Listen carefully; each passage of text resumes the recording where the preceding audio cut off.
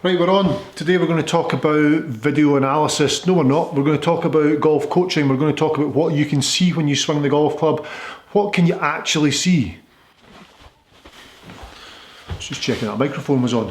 What do you actually see when you swing the golf club? Are you aware of the positions you get yourself into?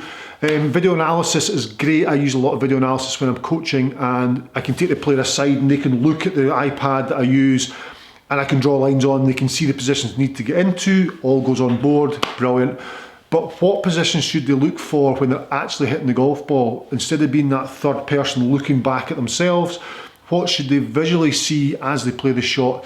And if they understand what they should be able to see, they will then understand how the hands educate the golf club. If you can educate these hands, you'll educate the golf club and hit better golf shots. That's today.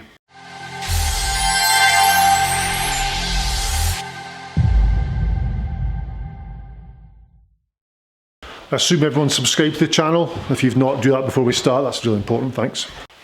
Right, so when I was taught golf, the only thing I was taught to be able to see visually was to make sure when I grip my golf club, that when I look down, I can see between 2 and 3 knuckles on my left hand. That's the only thing I was told to be able to see with my eyes. Obviously there's ball position and things like that, but that's as a point of reference or a point of check. Really that's the only thing that you're really told that that's what you should be able to see. Reading golf books as well, visually doesn't really tell you what you're looking for during the swing. There's no checkpoints to stop and have a look at something. That's all done with video analysis. But looking down at the left hand, how many knuckles can you see was one visual point of reference. One visual point of reference. So I think we need more visual points of reference because we're actually swinging this golf club. As we swing the club, we're making motions what we're looking for as we play the shot. Just leave that camera angle, don't know if you can see that or not. So I put some tape on this golf club. I've applied green tape down the right hand side of the club and white tape down the left hand side of the golf club. So I now have a visual point of reference. I can look down and see how much green and how much white I can see. When I take my address position for this club, 6 iron, I can see at address now that I can see pretty much exactly 50-50 as in green and white. So it's 50-50 between green and white.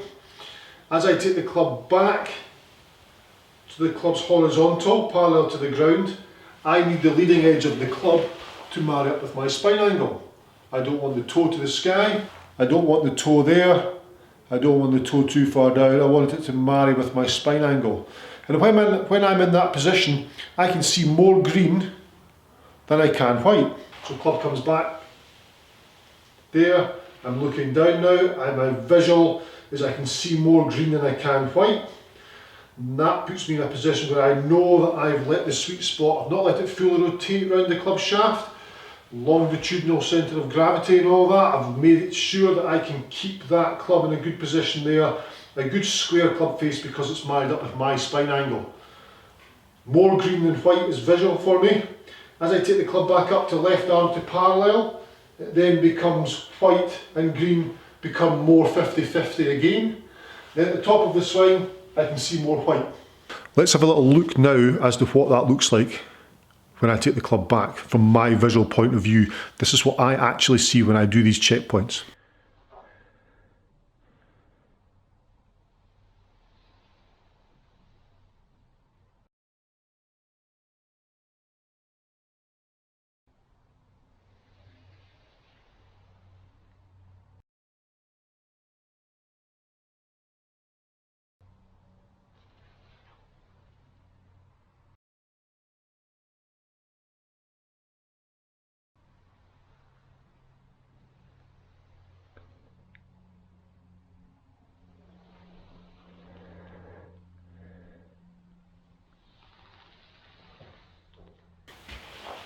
So you could see 50-50 at address, more green than white at visual position 1, club shaft parallel to the ground. Left arm parallel was 50-50. Then at the top of my swing as I looked back I could see more white than I could green. Then on the way down I now want to see the green becoming more dominant. So on the way down the club's trying to release, so I'm bringing the white from the top. I want that to become more green as I come through impact, not with a flip, but I want to make sure that I can see more green than I can white coming through into impact with the golf ball. So from top of swing, if I keep watching, I get my body to do its thing. I don't just pull hands and arms down, I get the body to work. So I'm now green and white, green and white, green and white, back to the position I was on the way back. Much more green in view now, more green now. At the point of impact, I'm seeing 2/3 green and only 1/3 white. And then continuing through past impact, till I get both arms straight or the club back to parallel to the ground. I can now see, I would say 90% green and only 10% white. So the face is fully rolled over there. If it had flipped, I would see all green. So it's fully rolled over with the rotation of the body to allow me to see that 90% of green and 10% of white. So it becomes green dominant on the way down, green dominant on the way down, green dominant all the way to there. And now I can see the full club face is fully turned over. The club face is fully turned over. I'm able to see 90% of green and only 10% of white. If I wanted to hit a fade, let's just use fade for example, that 90% of green is no use because the face is closing over. I'm hitting the ball with a closing club face to hit a straight golf shot. I want a fade, I want to see a bit more white through impact, which is going to leave the face open, it's going to leave the hands a little bit behind the golf ball, it's going to change the path slightly, so I want to make sure I can see more white. As I come down to impact, I would like to see more white on the golf club. As I come down, seeing a little bit more white than I am green, instead of the rolled over more green than white. I want to feel that fade and see that fade. Now, educating the hands is going to allow me to be able to control the golf club. That's what this is all about. So from everything you've seen there, I've been educating the hands.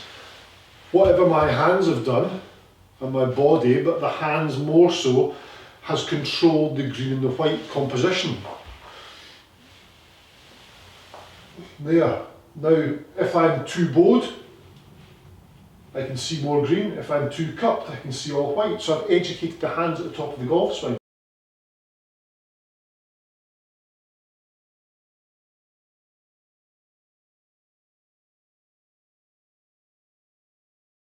On the way down, if I'm hitting fade, I'm from the same position at the top, I want to see a little bit more white, so my hands are a little bit more open, which is let the club face stay more open. I can see at impact there that it's almost 50-50, in fact it's a little bit more white than there is green.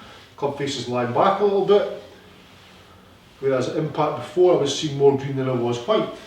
So educating the hands controls what the golf club does, and it gives us a visual as to how we do it, or a visual at the time of practice. We can actually stop these positions with something on your golf club. You can just put one bit of tape down one side or be aware of where the markings on the grip are and think, okay, what if I change my hands? Where do I see that part of the grip?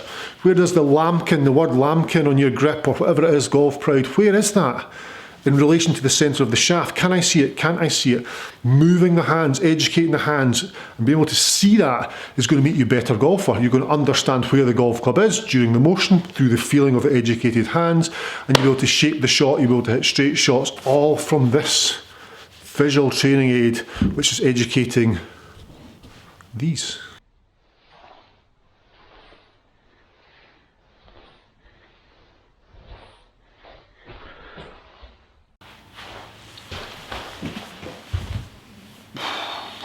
There we go. So that's educating the hands in the golf swing. Educating the hands.